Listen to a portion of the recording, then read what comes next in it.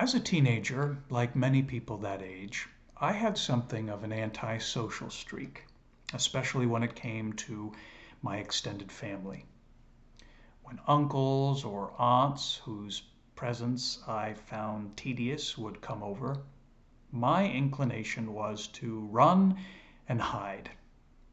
I knew, however, that such an obvious strategy of avoidance would not fly with my family and would be perceived as rude by my relatives. So I developed a more subtle strategy. When relatives would come over, I would suddenly transform from being a somewhat lazy teenager to a dynamo of household productivity. I would busy myself with chores. I would sweep the floors, wash the dishes, do anything that needed doing, all to avoid interacting with my relatives. I figured the cover of being busy with chores would justify my lack of interaction with my relatives. This ruse worked for a little while, but my parents soon became wise to it. And one day when we were entertaining relatives and I was busy about the house doing chores, my parents confronted me and said, "Tom, your uncles and aunts are here to talk to you, not to watch you do chores. So drop what you're doing, come into the living room, and talk to your relatives." At this, my cover was blown, and defeated, I sulkily slunk into the living room and began talking to my relatives. And it turned out it wasn't as bad as I thought. This tendency to avoid interacting with others through work not only applies to our earthly relationships with other human beings, it sadly often applies to our relationship with God. And we see this temptation on full display in the gospel we hear today. Jesus has entered the home of Martha and Mary.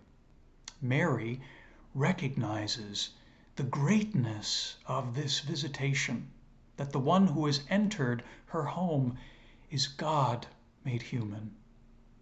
And recognizing this amazing gift, she sits silently at the Lord's feet and listens to his word.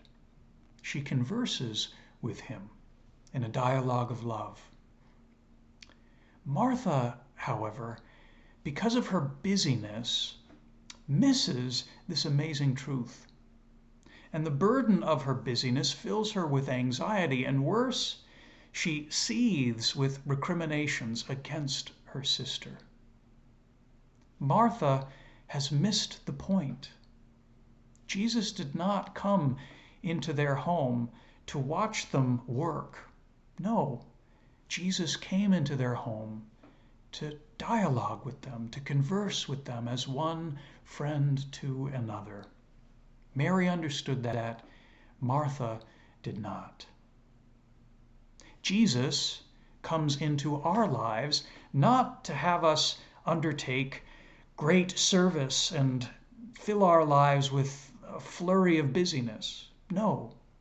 First and foremost, Jesus enters our lives to speak with us as one friend to another. He comes into our lives that we might simply be with him and bask in his presence and be filled with his love. And only after that do we share that love with others in service. The first needful thing and most needful thing is simply to be with Jesus. We say yes to that invitation every time we pray, every time we drop what we are doing and simply attend to the amazing truth, the amazing presence that is Jesus in our lives. Prayer can be difficult. Prayer can at times be tedious, boring. Prayer can sometimes confront us with truths about ourselves that we'd rather not think about. And when we feel those things, our temptation is to run and to busy ourselves with other things and to justify our flight from God by these noble and good acts of service and kindness. But that's a trap. That's a dangerous thing. That's the snare that Martha fell into. Today, we are called, like Mary, to choose to drop what we're doing and simply bask in the Lord's presence in prayer.